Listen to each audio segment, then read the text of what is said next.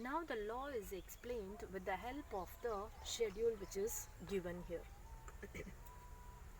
And here the first column gives units of apple, and the second column total utility, and the third column marginal utility. So now before going to that, the values, the numbers which is given, first we will understand what is the theory says. The basis of this law is that every want need to be satisfied only up to a limit. After this limit is reached, the intensity of a want becomes zero. Our wants becomes negative. So why the wants become zero and negative? It is called complete satisfaction. When the want becomes zero and negative, we will be satisfied with consuming more and more of it. Therefore, the intensity of a want for it becomes less and less. Therefore, the utility obtained from the consumption of every unit of commodity is less than the unit of consumed earlier. This can be explained with the help of the following table. First, we have units of apple, total utility and marginal utility. So, the first unit of apple. Suppose a man wants to consume apples and he is hunger.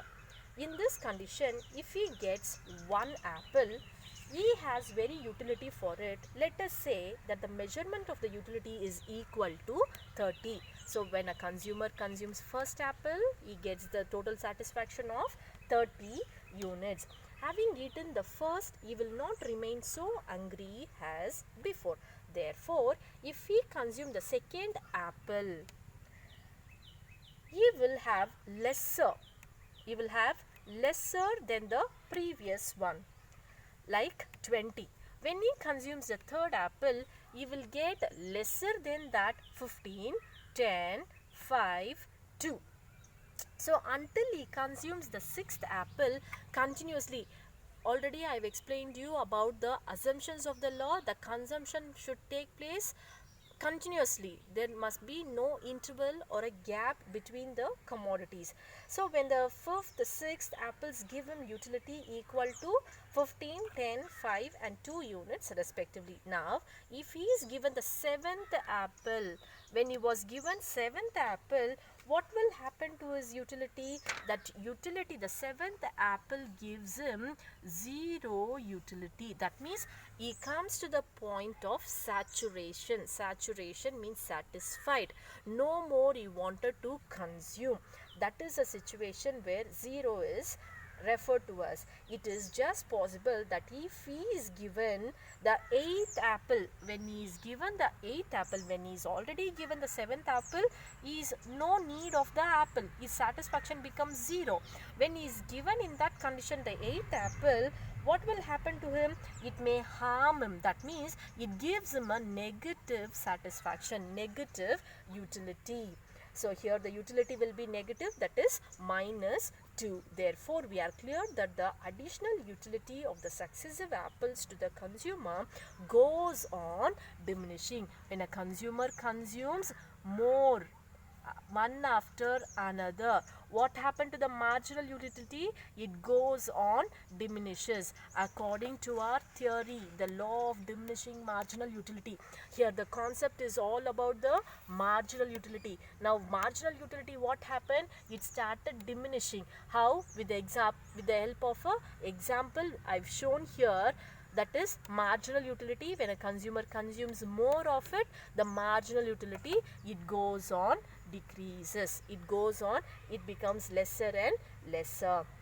Now the law of diminishing marginal utility can be explained with the help of the following diagram. So here we have a diagram that is in the horizontal axis, that is OX axis, the number of apples consumed are measured.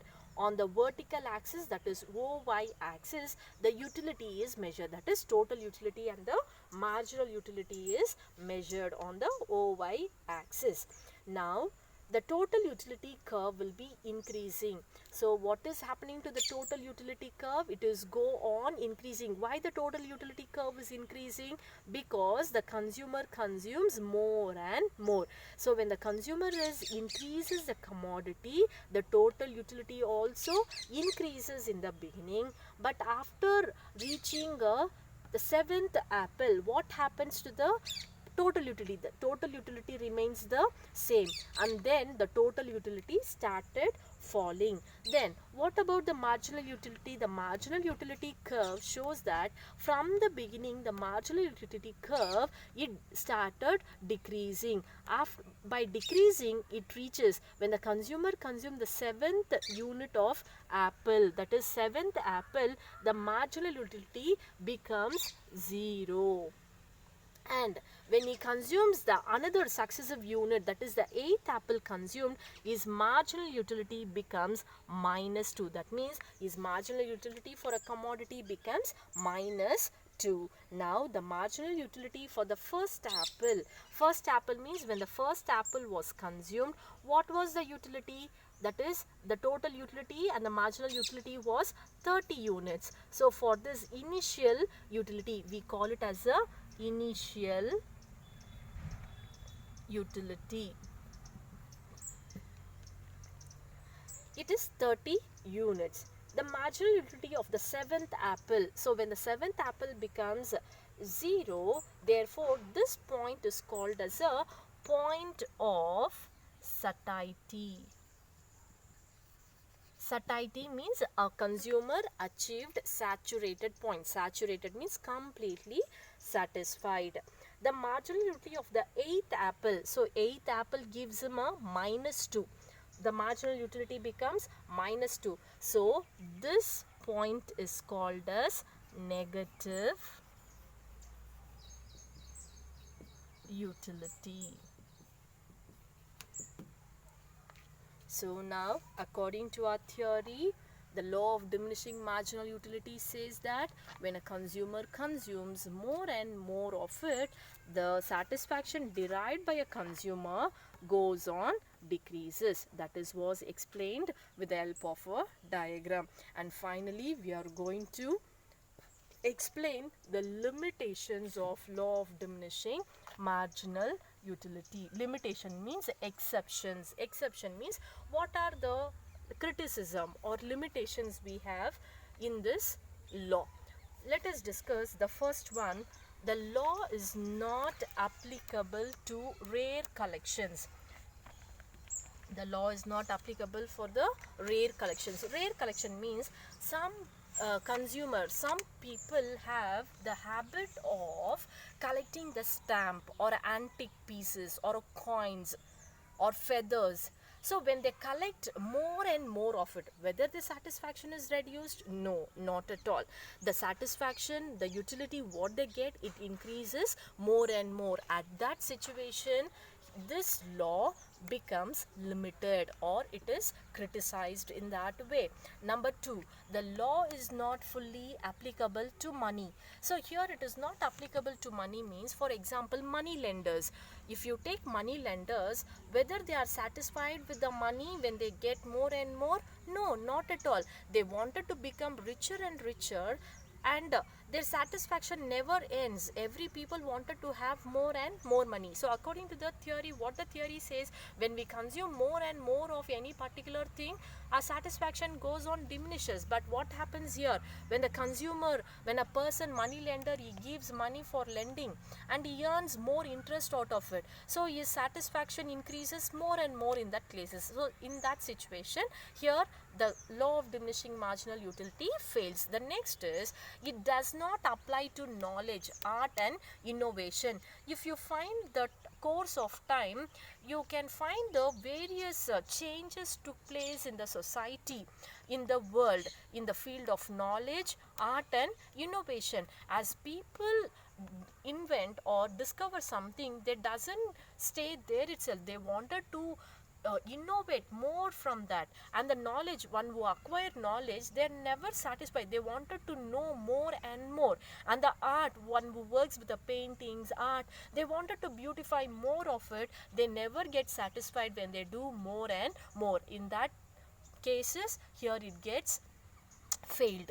And the next is the law is not applicable to precious goods. If you take example of a lady's precious goods, everybody loves diamonds and gold. Nobody gets saturated when they get more and more of it. Everybody wanted more and more precious goods like rubies, diamonds, pearls, gold, all that. No one gets saturated according to this theory. And the next one is the law does not operate if the consumer behaves in an irrational manner.